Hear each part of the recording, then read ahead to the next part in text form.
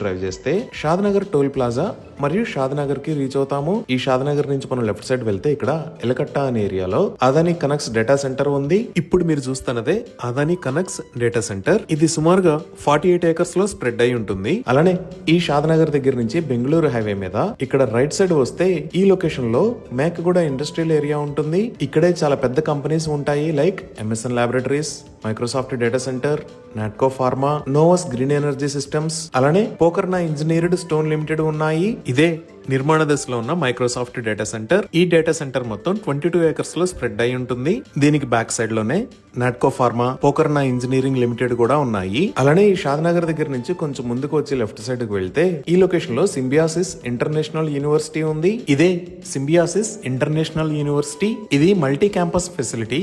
అంటే business management, లా school, management studies లాంటి different categories ఉంటాయి. ఈ సింబియాసిస్ ఇంటర్నేషనల్ యూనివర్సిటీ దాటిన తర్వాత ఇక్కడ చేగూర్ రోడ్ అని వస్తుంది. ఈ చేగూర్ రోడ్ లో ఇక్కడ కనహా శాంతివనం ఉంది. ఇదే కనహా శాంతివనం. ఇది ప్రపంచంలోనే అతిపెద్ద స్పిరిచువల్ సెంటర్. ఇక్కడ మెడిటేషన్ సెంటర్ ఉంటుంది. అలానే స్పిరిచువల్ ట్రైనింగ్ ఇస్తారు. ఇక్కడ నుంచి మనం 10 మినిట్స్ లో ఔటర్ రింగ్ రోడ్ మరియు రాజీవ్ గాంధీ ఇంటర్నేషనల్ ఎయిర్పోర్ట్ కి రీచ్ అవ్వచ్చు. ఔటర్ రింగ్ రోడ్ మీద ఇది ఎగ్జిట్ నెంబర్ 16.